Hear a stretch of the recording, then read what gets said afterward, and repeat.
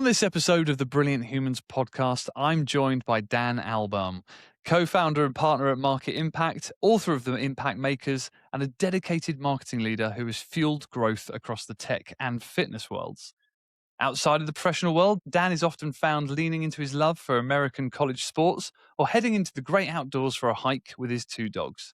And in a brilliant twist you might not expect from a B2B leader, Dan spends his spare time as a stadium announcer for Seattle University, lending his voice to the action on the soccer and softball fields.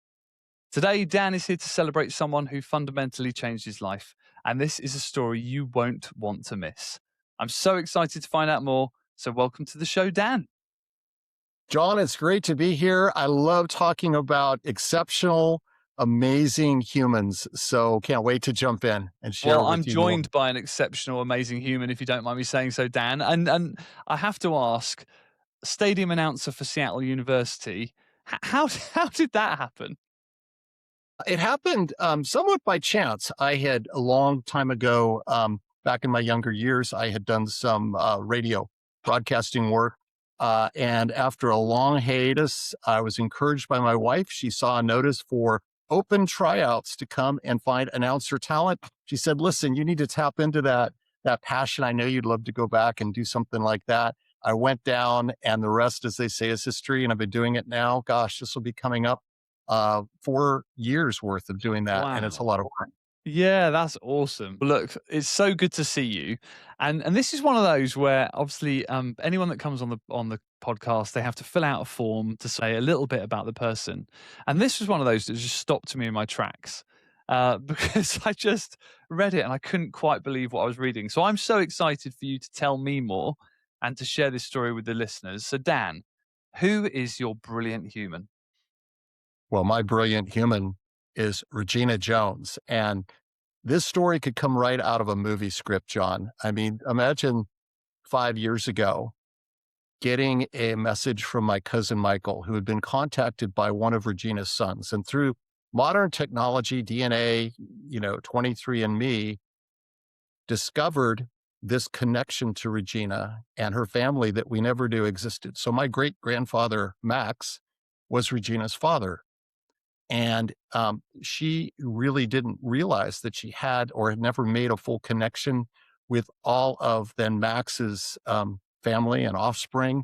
And through this technology and through her son Keith reaching out to my cousin Mike, we were able to start an introduction. And that's just part of the story, John. As I met Regina and I learned more about her life story, that's what takes this to a whole nother level, because she has done some trailblazing work that is just really mind blowing. And we want and we're going to get into it. We're going to absolutely get into it. So talk about that moment. So you were contacted by Keith, and then you said you went and met Regina in person. So where is she in the country? How did Keith facilitate that? Yeah. So actually, she's not far from my home in Seattle. She's down in Los Angeles. She was born in South Central Los Angeles and grew up not with a lot of financial resources, but with a very hardworking and loving mother, Ludelia Triggs, originally from Arkansas.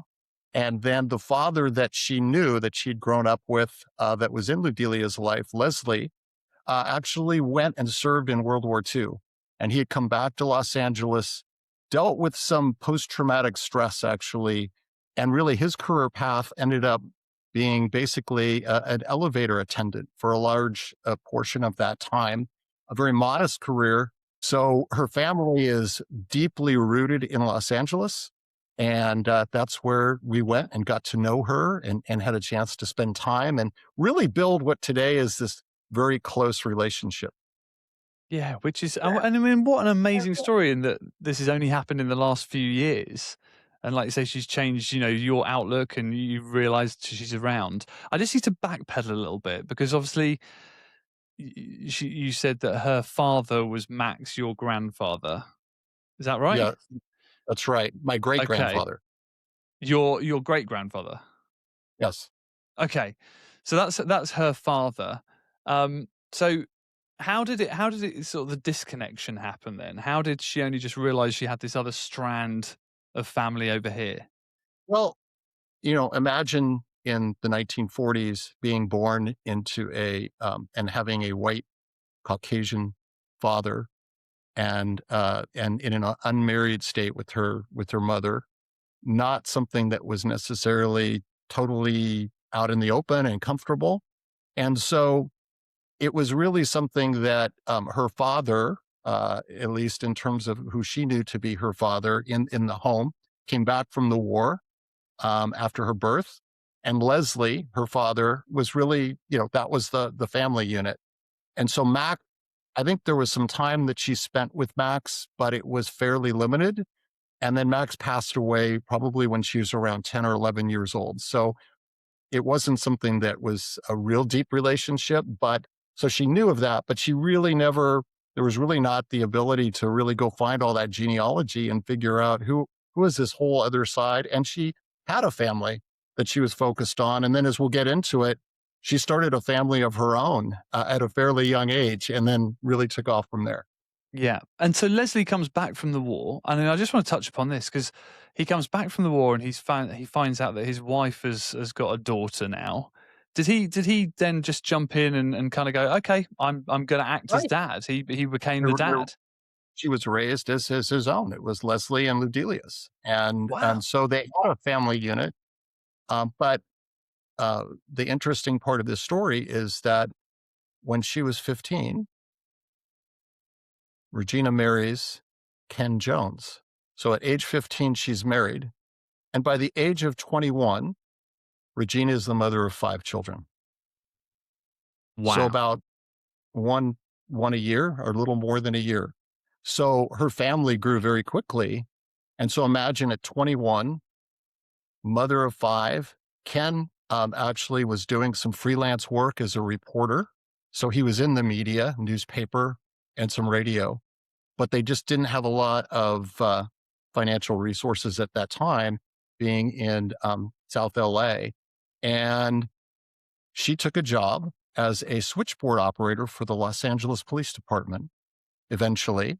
And that gets us to the really amazing part of this story, which is her and Ken's experience with the Watts riots in 1965 and what that sparked in terms of being a trailblazing business owner and leader in the media space. My word. I mean, you know how to set up a story, Dan. I mean, you really do. Now, for people, there'll be a lot of people listening that don't know what the Watts riots are in 1965. I'm one of them. So, do you want to just paint a picture of what was going on in LA at that time and what happened? Well, yeah, I mean, in the 1960s, it was a time of a lot of tension in the U.S. for many reasons. You have the Vietnam War, going on, but you also have black and white racial tensions, a lot of civil rights related movements, Dr. Martin Luther King, and so increased tension and visibility. And what happened, what basically sparked that was a an altercation between the police and a black man in Los Angeles, and that basically sparked rioting activity throughout this Watts and South Central LA area. We're talking about apartments and homes set ablaze, kind of unprecedented in terms of more recent American history, and obviously got a lot of national and even international attention. But it kind of just brought to the surface a lot of the simmering issue of race relations in the U.S. And here she was taking one of the first calls from the scene of the Watts riot. She encouraged her husband, Ken, you've got to get down there and be the voice on the street to kind of provide like direct eye contact, reporting from that scene. Ken goes, and that basically helps make a name for himself that helped position him to play a bigger role in Los Angeles media. And we can get into a little bit more about that. Yeah. But but that experience, as Regina described it, and she's been in a lot of interviews about this, it really awoke them to think about what can we do to really support our community in a way that is constructive, not destructive. And so Ken was always an idea guy. He was a dreamer. He was always thinking about new and different ways to have an impact. And from that, the newspaper Soul was born, Soul. And Soul was the first of its kind. It was a newspaper dedicated to really honoring and telling the stories of Black musicians, artists, and entertainers. Nothing like that existed before. And it fast ramp and grew to where it was really the first and largest of its kind in terms of this dedicated publication. Any entertainer of the day, if you think back to the 60s, 70s, and early 80s, the Jackson Five, Diana Ross, James Brown, Gladys Knight, all of these giants were featured and profiled in Soul, the newspaper, and Regina devoted a lot of her time into really the operations side of things, where Ken was more the visionary creative force. Regina was the glue. In fact, her employees referred to her as the gladiator because she was known as being tenacious about meeting deadlines with the printer. It was all about getting to the printer deadline to get that publication out. We didn't have digital back in those days. And also just running a really, really tight ship to allow that paper to flourish and get to a peak of about 127,000 copies being distributed at its peak in terms of its regular publications. But John, I'm going to throw out a trivia question to you. No, here we go. You'll never guess someone that you know that the UK knows was on the first cover of Soul newspaper. Can you guess who that is? Wow. Okay. Was it? I mean, was it a Black artist? No, it was not. Okay. Okay, that helps. Was it Tom Jones? No, it was Mick Jagger. Oh, of Mick course. Jagger and James Brown were both on the cover, and the focus was talking about white artists really who embraced kind of the essence of Black inspired music and soul music at that time. And Mick Jagger was actually featured and part of the Wow. interview for Soul newspaper. That's very 19 cool and good bit of trivia. I'm going to put that into my pub quiz questions now. But I just want to go because I mean this story is crazy, Dan. It's crazy, in a good way. I just want to go back a little bit because obviously you mentioned I don't want people to miss the fact that so Regina she had a Black mum and a white biological father. So she was mixed race. So at this time in America, she was kind of straddling both worlds. How was that? She definitely identified with the Black community, and Yes. but there was that element of biracial nature, but her identity was very much rooted around Black experience and being part of Yes. that community. And you think about partnering with her husband on this Soul newspaper. She was in a little bit of a very rare situation in terms of being a business owner as a Black woman in the 1960s, not a common occurrence at all. So she was blazing a trail there. And she's always said that feminism, that there was this strong role of Black women in the feminist movement more out of necessity than anything else. And so she identifies the linkage there. But again, just a very courageous, trailblazing woman to create something new like this. And then there's another aspect, John, to her journey. That is, we've talked about this buildup into creating this wonderful thing, Soul. But the reality is, by the early 1980s, Soul was experiencing some financial issues, and she and Ken got a divorce. And basically, Soul ended in 1982. And she literally was then in a position of needing to start all over again. And so that's a new chapter in her life that has a much happy ending around it. Okay, great. Well, I was going to ask what happened. So I mean, sadly, it sort of didn't work out with Ken. At this point, she's still got the 5 kids. Yeah. So what happened when they divorced? Did she carry on looking after the kids herself?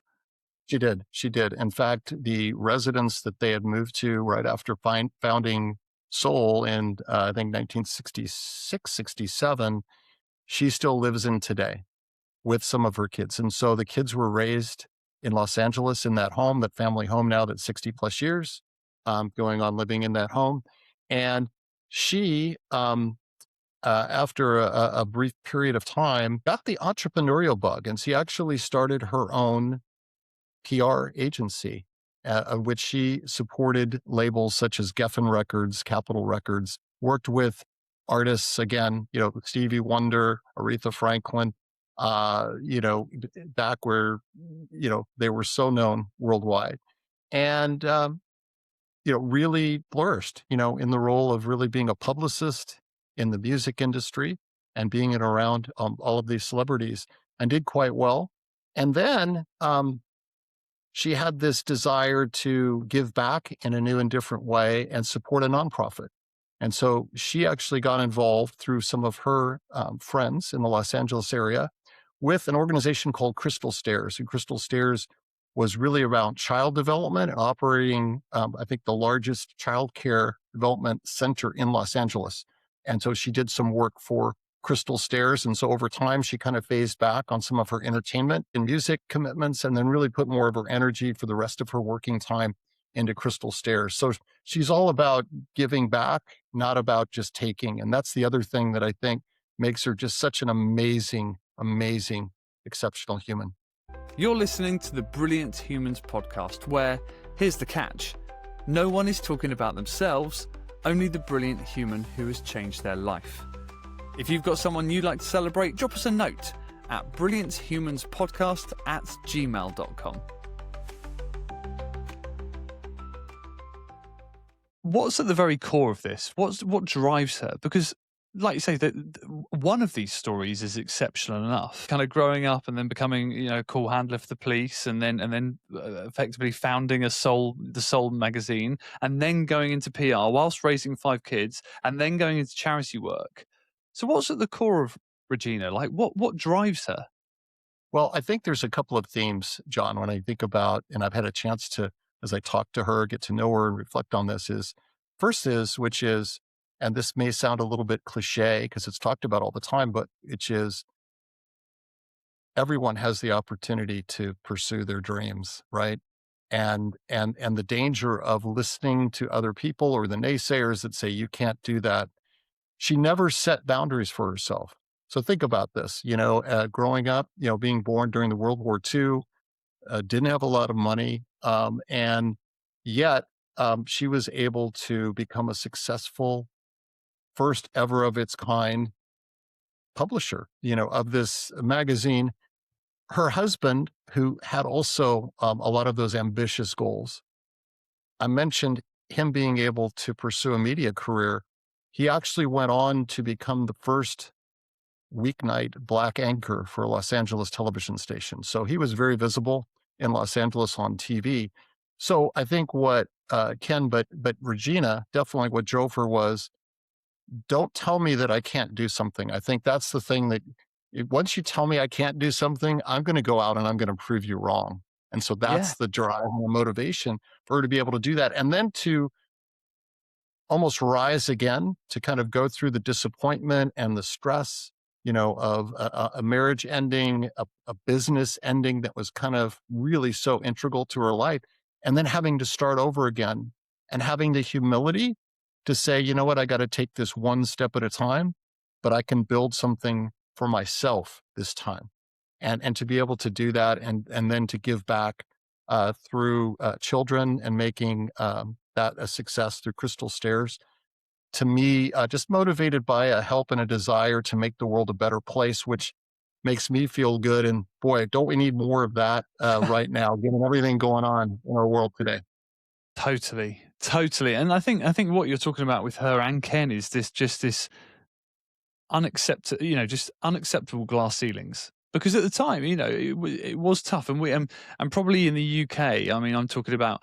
I've only recently started educating myself about segregation in the US at that time, and I read in the summer. I read Black Like Me by John Griffin, and no relation, but again, it just shocked me because that kind of different schools, different businesses, and it looked like her and Ken just looked at that and went, no, we're just not going to accept it. We're just going to drive ourselves and succeed. So I think the context of the time and place they were doing this is really important as well, isn't it? It is. And I think also with all of that going on and with them pursuing that, but the other part of this is that to hold the family together in terms of the kids. She had 4 boys and a girl, and I had a chance to meet a few of them. Wonderful, wonderful humans as well. But the fact that she was able, and this was important for her, that she was actually able to be there, find a way to be there and be able to raise her kids right and to give them a life and give them a chance to also grow up to be fantastic humans as well. To me, is as important, if not more important, than all the other professional accomplishments too, right? Family and career and being able to somehow keep it all together on her shoulders. Yeah.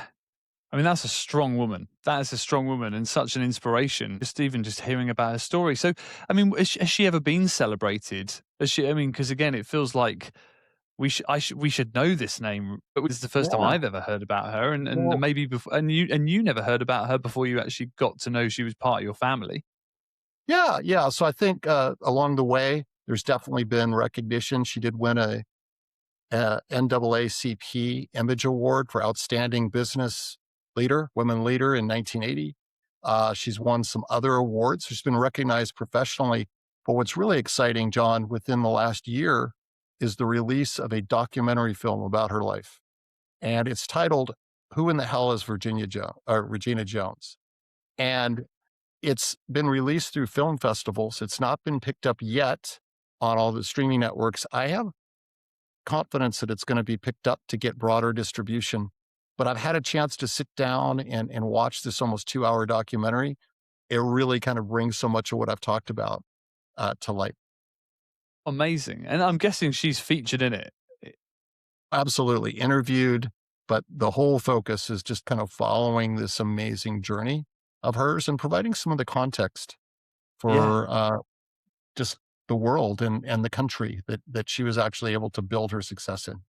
I would love to see that. So as soon as it becomes available, let us know, and we will promote that far and wide. And obviously, you talk about some of the honors that she's had, but now she's been on the Brilliant Humans podcast, so that's, I mean, the greatest honor of all, surely. But I mean, Dan, I mean, 5 years ago, you didn't even know Regina Jones existed, let alone that you were related to her. So what? And now you've had a chance to meet this wonderful woman. What? I mean, what's the biggest impact that she's had on you since meeting her? I think the one thing is there's a grace and a calmness about her. I mean, despite what she has lived through, what she has seen, what she has experienced, she's seen the highs and the lows, and yet her openness to build a new relationship. But what she brings is a gentleness and a calmness, but there's an underlying strength there. But it's one where she is approachable and can engage and is willing to bring our family in and view our family as one. And that's probably the most amazing thing. What started out as, "Hey, Regina, you don't know me. I'm Dan." And then my sister Lisa, also being down in LA, being able to get to know her as well. She couldn't have been more welcoming and open, and her kids as well, to really viewing us as kind of one big virtual family unit. And so that's pretty special, human to human, to be able to do that. And I think her perspective also is that don't put limitations. So much we back ourselves into a corner. We make dangerous assumptions sometimes in terms of what can't can't be. Open yourself to the possibilities. Open ourselves to the possibilities for maybe more peaceful coexistence. How about that? Wouldn't that be refreshing? Whether it's in a political world sphere or what have you, can we just be better humans? And she is the living embodiment of that. And I am so grateful that I have her as part of my life. And at 83 years old, she's still going strong, John. Yeah, I wanted to ask about that. So, I mean, did she ever remarry? Did she ever find another man after Ken, Not, or was not that it? remarried, not remarried at this time, but she has, as I said, some of her kids close by and in her life. And so she's got a strong sense of family still and love, and through her grandchildren. And one of her grandsons who's been very proactive at wanting to get her story and the learning from her life out for future generations. So a lot of stuff related to Soul newspaper has been donated to UCLA, and so there's archives at UCLA. So there's a legacy now. This Mm. won't be lost in the dust of history. Which is really important to really continue to have that impact from her life. Wow. I mean, and look, and hopefully she gets to listen to this and she realizes that some British guy is now sharing her story with his friend in America. And that's the whole purpose of this, is trying to amplify these people that are the unsung heroes. And just as we start to wrap up, how do you think, because I've got a lot of thoughts on this, how do you think the world would be different if more people were like Regina? Well, I think we would have a pathway to resolving conflict in a way that could lead to productive outcomes. I think one of the challenges that, or what I see, and we see this both, right, John? We've worked in some of the same organizations, is that where you get factions, you get silos that exist, and a set of belief systems that are unique to those silos. And there isn't an openness to really want to even accept or to acknowledge that there may be another belief system. And I think, being open to an exchange of ideas, of really being able to see where another person is coming from and understand their lived experience a little bit more. And this was a big part of the race relations in the U.S. and an opportunity and an effort that's still out there to get more of that, an appreciation for that, but to see things through other people's eyes and be able to be open to the idea that we need to have respectful dialogue, not disrespectful dialogue. Because once you go down the rat hole of disrespect, I've never seen that actually magically end up with any sort of reasonable resolution. You just get locked into just a stalemate. And I see in our world today, I think there's a lot of stalemate, a lot of fear, a lack of openness to that kind of refreshing and honest exchange. And so that's what we need to have more of. And I just view Regina being this burning candle out there to encourage us and to remind us that we need to strive for that. God, do we need that right now? Rather than just We, this binary wa- screaming at each other from one side of the road to the other. Yeah, look, I'm gonna really be thinking about Regina, and right at the start, sort of the fact that there's no limits. The only limits are in your head, really. You might tell yourself you've got financial limits. Well, she probably had it a lot worse than a lot of us, and she still went and achieved her dreams. There's, what do I look like, limits? She didn't let that bother her. She just went out and trailblazed for lots of women and black people in her path. So, I mean, what a story! This documentary has got to get out there, surely. I mean, what's it going to take? I guess you mentioned one of her sons is really pushing this. yeah, I know that they're in discussions about potentially getting some distribution agreements in place. But the fact that it's been in multiple cities so far, a lot of the major cities in the US. I'm not sure if it's made it abroad yet in terms of the film festivals, but hopefully we can get mass distribution, get it on those streaming channels that we all know and love, so that everyone can experience it. I promise it's almost 2 hours that will be compelling and Yeah. will really take something from. Well, even just hearing half an hour about her tonight has just been so inspirational. So let's finish with this. You've known her for 5 years now. I mean, I feel you're so lucky for her to have just dropped into your lap like this, and have these opportunities to have conversations with her. But what would you like to say to her now she's listening to this podcast? What would you like to say to your brilliant human, Regina Jones? Regina, I want to thank you for bringing your passion, your energy, your perspective on how we can achieve our goals without limitation, without the distraction of people telling us that we can't achieve that, and for setting such a great example, not only for women leaders, but for all leaders in terms of how to bring kindness with strength to achieve amazing outcomes. You are a true inspiration. I love you, and I appreciate that you're in my life so much. That's perfect. That's perfect. And do you know what I love about this show is that I get to learn about people I have no right to learn about. There is no way that, Regina was going to come into my life. She lives, 5,000 miles away. She's 83 years old. But now I know about her. And now other people know about her. And we can celebrate her together. So, Dan, thank you so much. That is one heck of a story. And I I can't appreciate wait. it. I would love. I'm going to go and be doing some research, and as soon as this movie comes out, I am going to watch it. So thank you so much, Dan, and you are also a brilliant human. So thank you so much. Thanks for the opportunity to share Regina's story, John. Thanks so much. See you soon. Thank you for listening to the Brilliant Humans podcast. If you've got a brilliant human you'd like to celebrate, then email us at brillianthumanspodcast@gmail.com to find out how to share their story. Or if you've got someone you'd simply like to thank, why not tell them now? It might just make their day. And if you've enjoyed this episode, please don't forget to follow, like, or leave us a comment.